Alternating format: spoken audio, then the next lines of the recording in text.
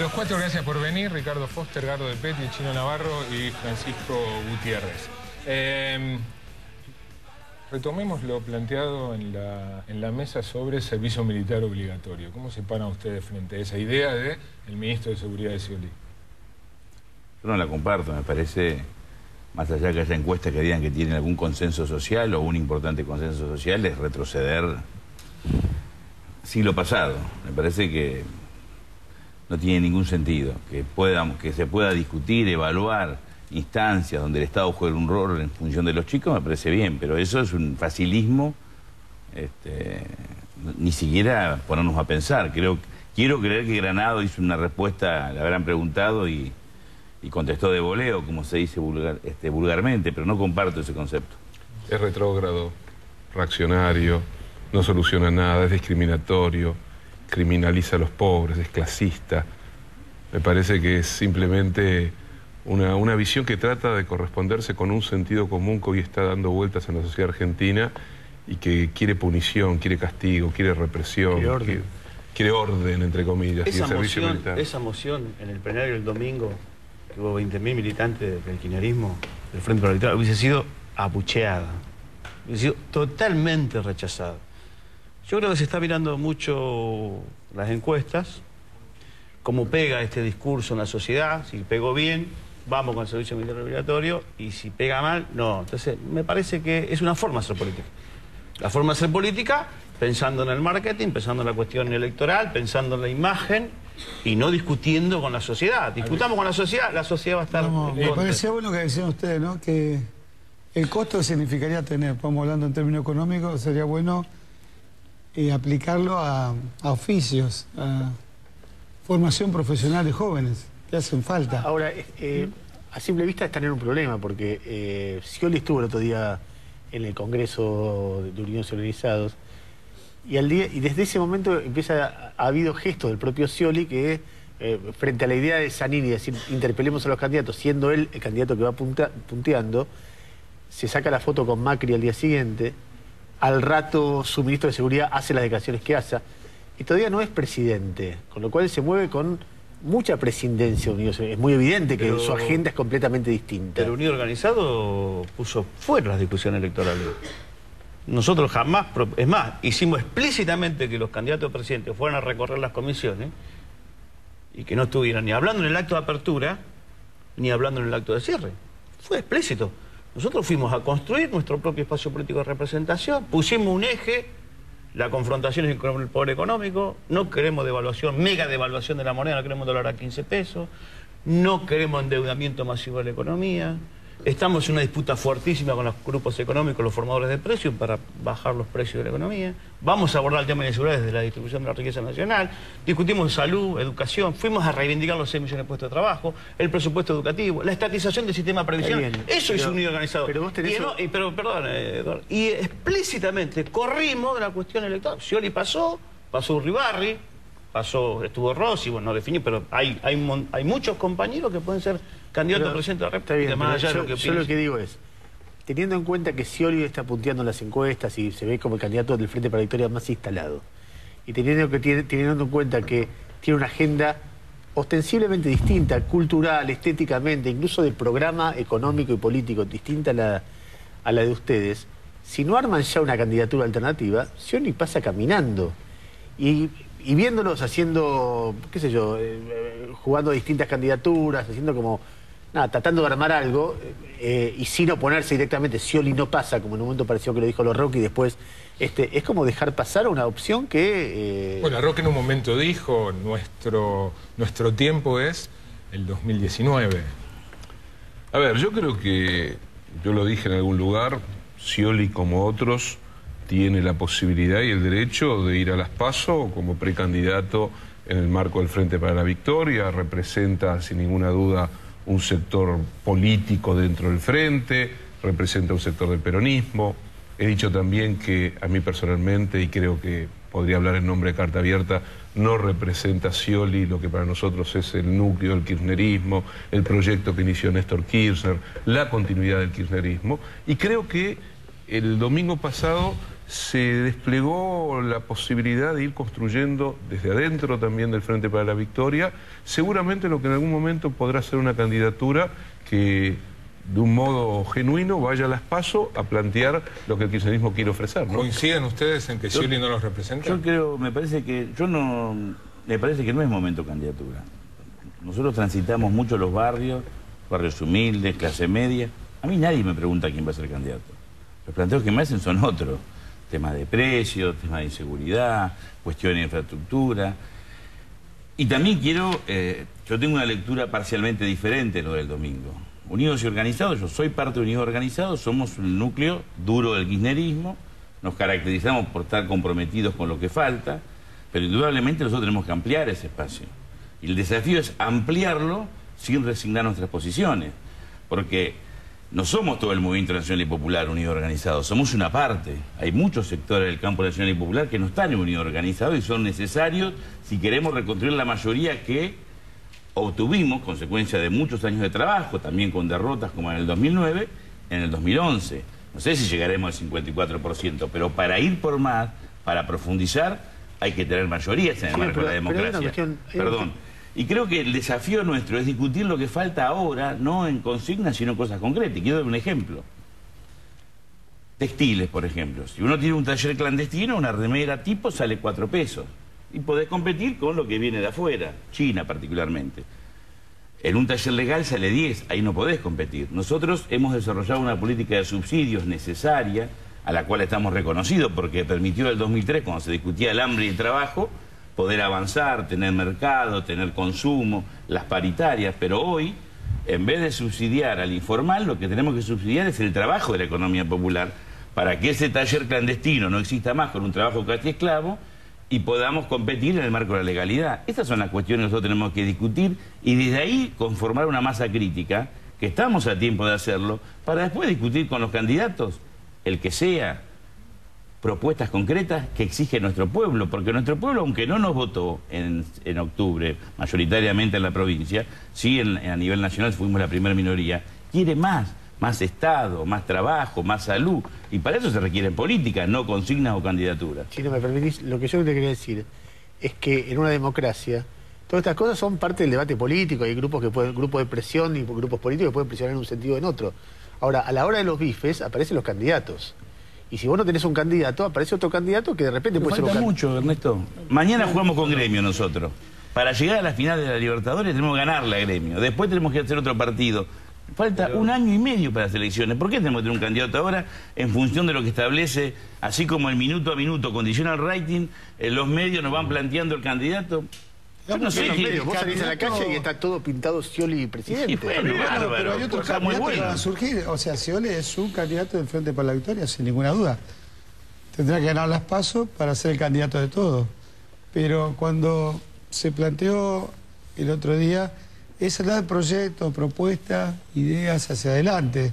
Si cómo se resuelven los temas sin dejar de lado el modelo que se ha venido construyendo. ¿Sí? Cómo se resuelve la generación de empleo sosteniendo las jubilaciones, sosteniendo la asignación universal por hijo, la movilidad jubilatoria, sin ajuste. O sea, ¿cómo se sostiene el desarrollo industrial con nivel de salario que está queriendo a partir de la paritaria?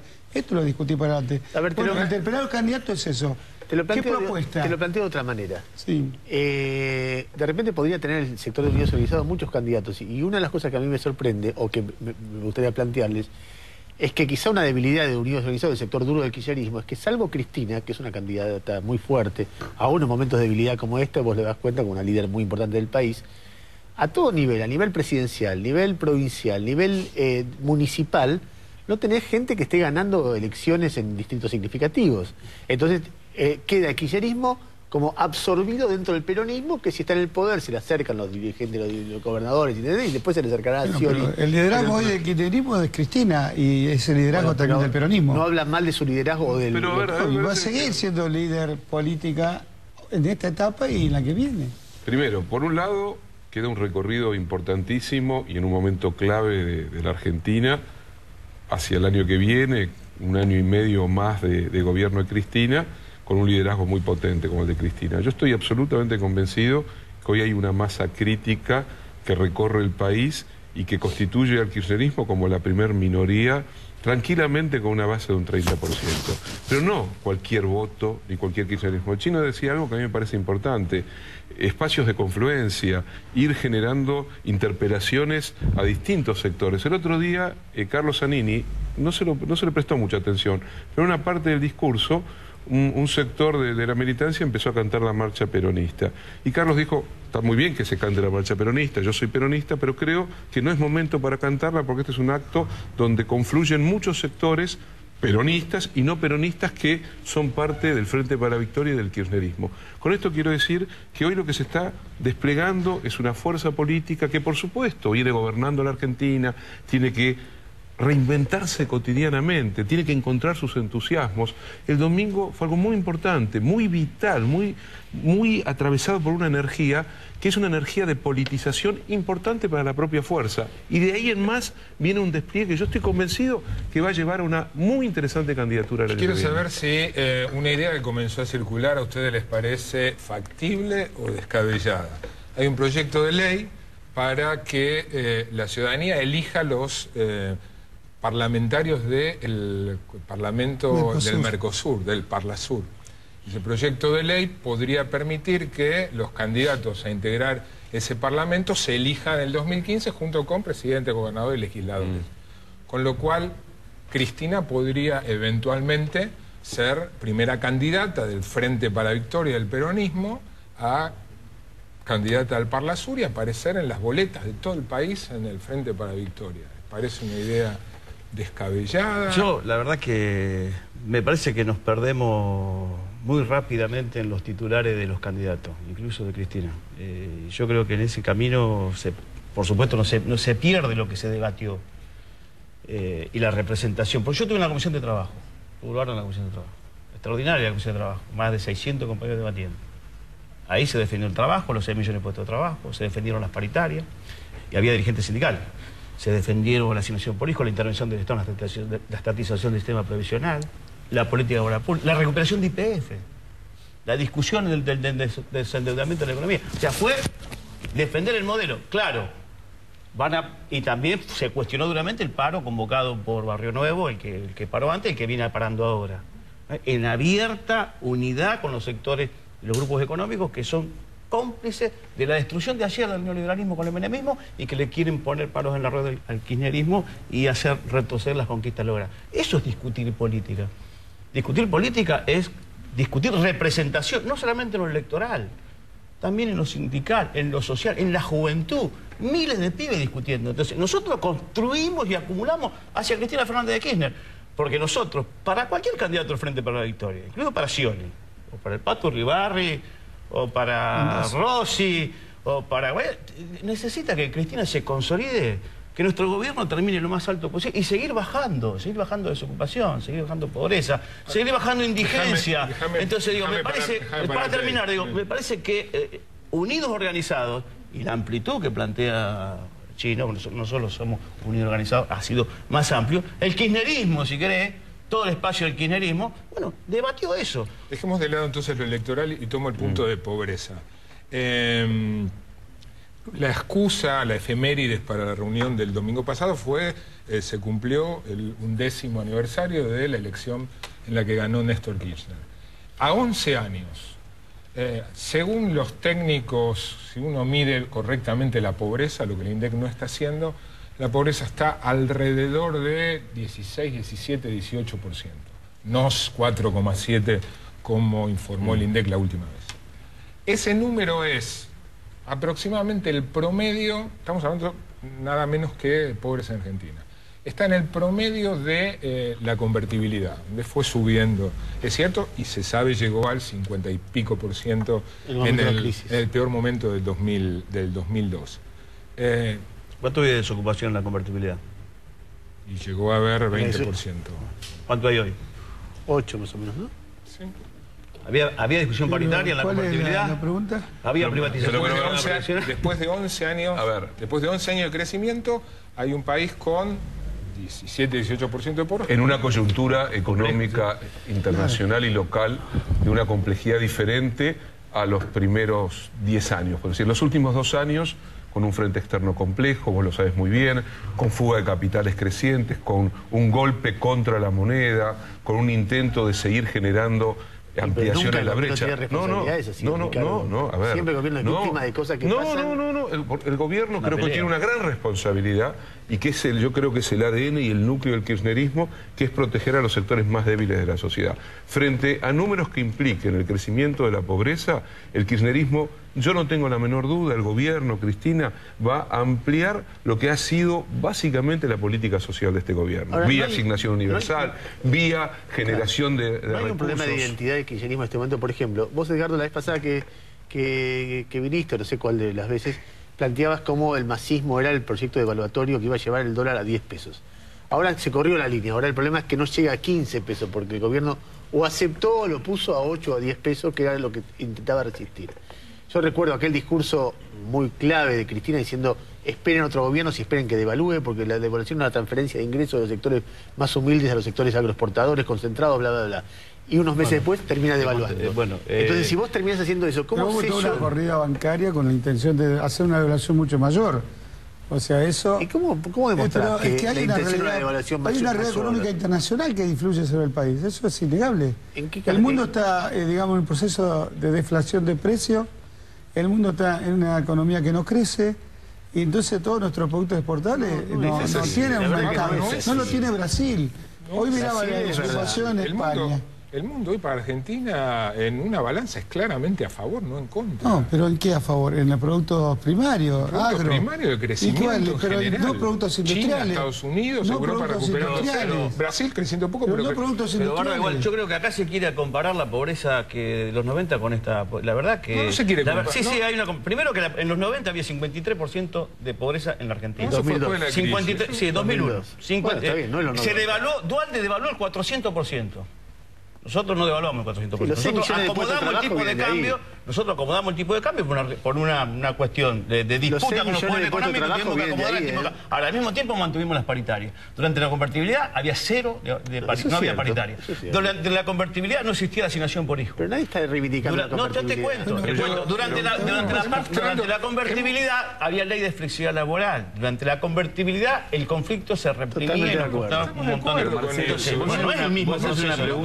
Marcelo, la pregunta es, más concentración de la economía y extranjerización. No es así. Que después de 11 años ahora no hay menos. Bueno, de hay fuerte un ciclo crecimiento económico donde hay un cuello de botella que es el sector externo, y eso es innegable. La economía tiene un cuello de botella que es el sector externo, el sector financiero.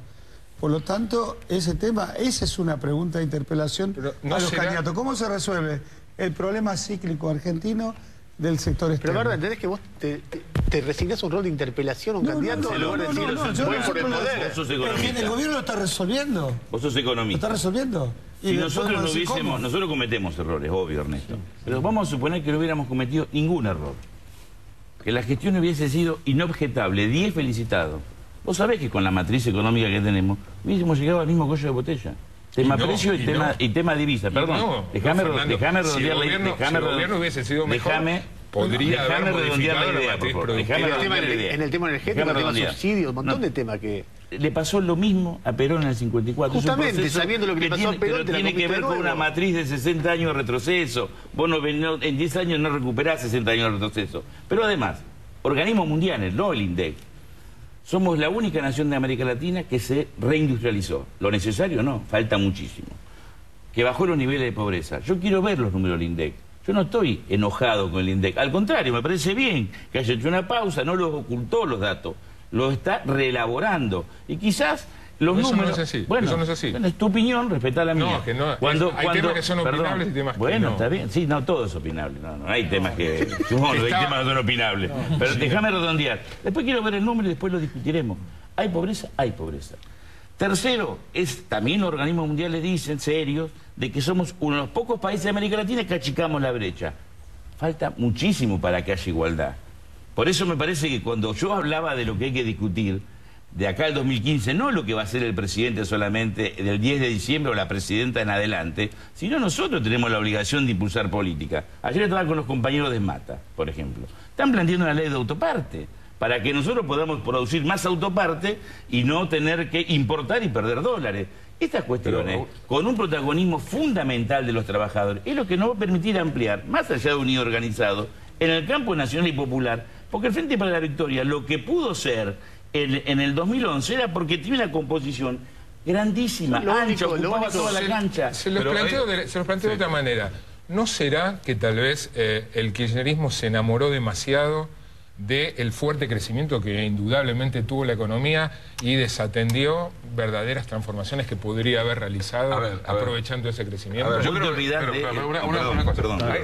Digamos, si nos vamos a quedar solamente en el análisis, entre comillas, de la economía, vamos a perder una dimensión que también es fundamental, que tiene que ver con lo que está en disputa en la Argentina y lo que viene disputándose en estos 11 años.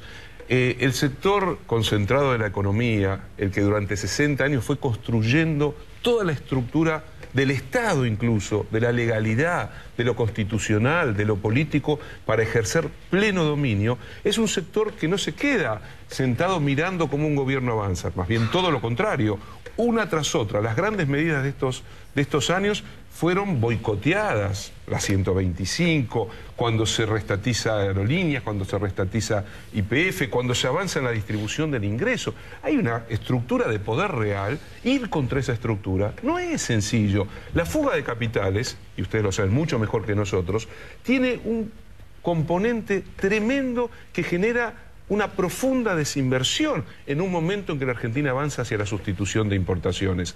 Miles de millones de dólares sacados clandestinamente del país. Algún día vamos a dedicar sencillo. una hora completa a esto, porque la verdad que a mí me da ganas de decirte, bueno, pero aún con esa estructura no se tendría por qué escapar la autonomía energética. Y se te escapó y terminás importando energía por 12.000 millones de dólares al año. Se está cambiando, se está cambiando. Se cambió tarde, una vez que ya te metiste el Tarde.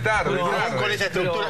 Eduardo, vos pensás que un gobierno que llegó con el 22% de los votos, con el 54% de votos, con la desocupación, con la crisis del sistema, pero habían saltado todas las crisis de representación económica, política, sindical, más fuerte, con más poder que este. Y a 10 años, la respuesta a la crisis energética es la estatización de IPF. Bueno, además que la democracia tenga poder es bueno. No se tomaron las medidas a tiempo. Por ejemplo, si uno tendría que hablar del sector externo, tendría que plantear hoy para resolver la nacionalización del comercio exterior. No hay alternativas. Interesantísimo. Y bueno, se puede repetir. Gracias a los cuatro. Nos vamos a un corte y cuando volvamos, con técnicos kirchneristas, exfuncionarios del INDEC y de la CGT, ¿cuál es el nivel de pobreza en Argentina? Palabras más, palabras menos.